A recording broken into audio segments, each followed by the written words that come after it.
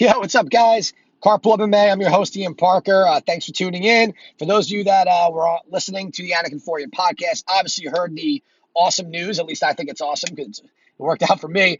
They have selected me to be their residential fight picker, capper against Kenny Florian on a weekly basis. And also, I will be doing a little backup hosting duties if John or Kenny have other obligations that prevent them from being on the show.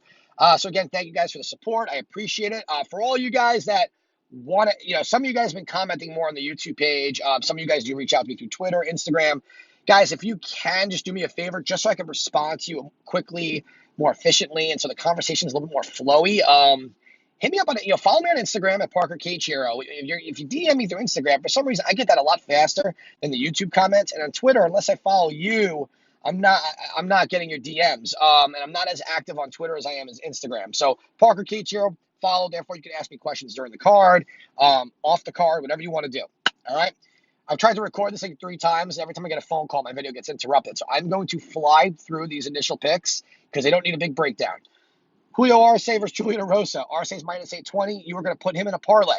All right. Even though he lost one of his last 2 fights, he looked good in that loss. He looked like his game evolved. Julian Erosa has been a huge disappointment since coming back to the UFC. He wasn't his first one, even worse in his second one. As one of you guys said, when Ian Parker says all day, that's like a lock. No such thing as a lock, but all day, Arce in this fight. Cool. What else we got next? Des Green, huge favorite on the card. His last fight, he finished, which was I think the first time he ever finished in the first round in the UFC. He's got a very high ceiling, a lot of potential. This guy he's fighting has been getting finished left and right by guys nowhere near Dez's level. Des Green's fighting in his hometown. Parlay those two together. Easy peasy. All right. Megan Anderson versus Spencer. Listen, I'm going to do this the way I chose Carla Esparza versus the last Invicta champ.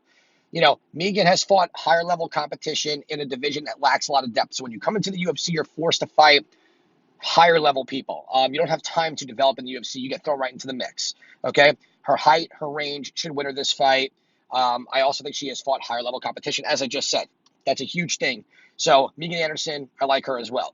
Danny Roberts, his last fight, he was winning against a very tough opponent. A little bit of a controversial loss. However, he still lost, but his game is ever evolving. He's been looking really good. And his camp with Henry Hoof, trained with Usman, all those other guys down there in Florida, love it.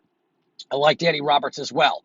Aspen Ladd versus Sajara Eubanks. This one I'm going to give you a little bit better breakdown for because the favorite is not as high. I mean, Aspen, I think, is minus 225 to 250. It's been going up and down.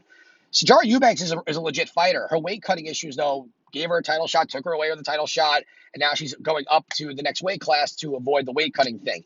However, she's running into a really hard task in someone in Aspen Ladd. If you saw her last fight, Aspen finished Tanya Evinger by a brutal finish. Aspen is kind of better everywhere. They fought first in Invicta. It was the only time that Aspen went to a decision where she won. Listen, Aspen's the better striker. She's the better wrestler. She has better cardio, and she's the better all-around fighter. Sajara Eubanks is a very good top jiu-jitsu fighter, and her striking has gotten better. However, I don't see her being able to get Aspen Ladd down. I think Aspen's just way stronger. Guys, I love Aspen Ladd in this fight. Going with Aspen Ladd. All right? Antonio Carlos Jr., a.k.a. Showface, against Ian Heinisch. Listen, I like Carlos Jr. here in this fight. I think he is the all-around better fighter. Heinisch's only loss came to a submission on a guy who's nowhere near what Carlos Jr. has. All right, yes, Heinisch did beat Mutanti in his last fight. I think Mutante is a little overrated. I just think that the guy constantly has cardio issues, and he just doesn't want to use his jiu-jitsu for some reason. He's a fantastic jiu-jitsu guy, and Heinisch kind of put it on him, and I picked Heinisch in that fight. But Carlos Jr. in his last fight, which I think was like 10 to 11 months ago, he showed us something different since his loss to Dan Kelly. His striking game is coming along really nicely. If you take a guy with that jiu-jitsu level, and he's got great cardio, and you add a striking game, it's never going to be as good as his jiu-jitsu game. But if it's even like 70% close to that, he becomes so dangerous. And I think that Carlos Jr. is the more dangerous fighter. I think he has fought better guys in the UFC. Which, again, I know I say that a lot, but guys, it really means something when you fight a higher level of competition. Like, you just don't realize it. This is taking nothing away from Heinisch, but I just think Shoeface Carlos Jr. wins this fight. And I do like him in that. He's only minus like 165, which I'm kind of shocked. But I do like him in that fight.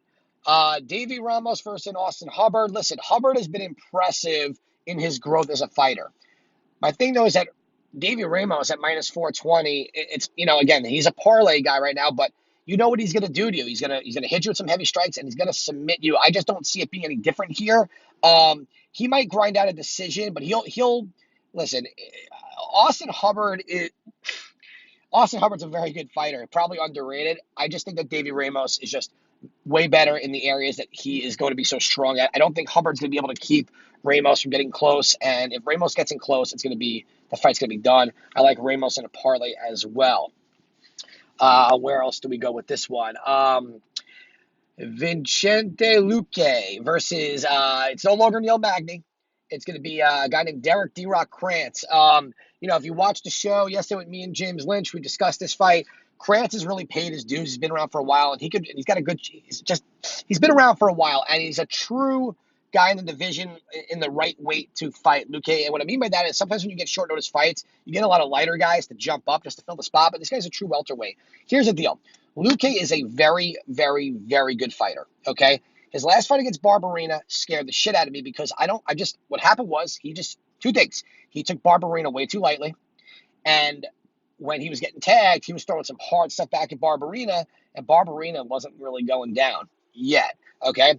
And the fact that Luque was not able to submit him, guys, as a former fighter, and when I spoke to Kenny Flory about this, he said the same thing. When you hit a guy with all you got, and you're supposed to smash this guy, and he just looks at you and smiles, your mind just, everything drops. You kind of just, like, your confidence takes a shit a little bit, all right? However, Luque, he fought through everything, and he ended up coming back, and listen, he was losing that fight to Barberena, knocked him out, he won. Krantz is a very tough guy, but Luque is just way better, and I think Luque's IQ is not going to diminish in this fight. It's going to raise up. He has to be smarter.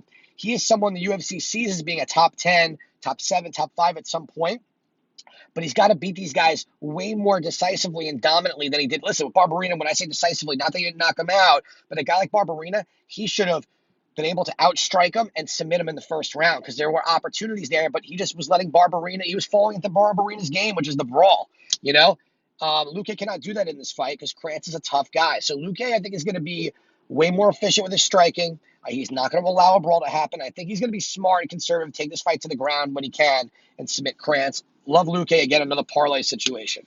All right, let's see. Really, it's already a lot. I'm only 7. I told you it's not going to be a very long video today. Moving on to the main event. Let's do it. Kevin Lee, Rafael dos Anjos. Okay? Here is the situation here, fellas. And women, I don't know, maybe there's some girls who follow me on here. I have no idea. Some female MMA fans, that'd be cool. A lot of guys have been so strong with Kevin Lee and so strong for Rafael. I'm not so strong for either one. Here's what I will tell you. If you are, otherwise, don't bet this fight if you're not up money. If you are up money, I'm telling you who I am going to bet. I am going to take Kevin Lee, and I'll tell you why. Sole reason, I think that his speed is going to be a factor here. I think he is faster than RDA. I also think that his wrestling is going to be the factor here. RDA does not have the best takedown defense. Okay, and even though he's got good jiu-jitsu off the bottom, I think Lee is physically going to be stronger than him. I think this not having to cut so much weight is going to be a huge thing for Kevin Lee. And I just think Kevin Lee's going to get it done, guys. I think he's his striking, I don't know if he's necessarily the better striker per se, but I do think that his wrestling situation will be better. I think he will be able to take Rafael dos Anjos. Listen, I think he's going to fight the way he fought against Barbosa. He's getting kicked in the head. I see that Kevin Lee coming back. He's so hungry after getting dominated in that Iaquinta fight. He needs this win. He needs to know what division he needs to be in, So I don't think RDA is bad. I don't think RDA is going to get dominated here necessarily, but if you're up money and you're gonna flip a coin the right way, I'm going Kevin Lee for all those reasons. I think he gets it done in this fight. So there you guys got it. We went with Arce, Ramos, Anderson, Roberts, Lee, Green, Luque. There might have been someone else. If there's someone else and I forgot, I apologize. But that's where we're at. If you have any questions whatsoever, hit me up. Follow me on Instagram, Parker Kiichiro, and we'll talk more then. All right, guys, enjoy the fights. Good luck, and let's win.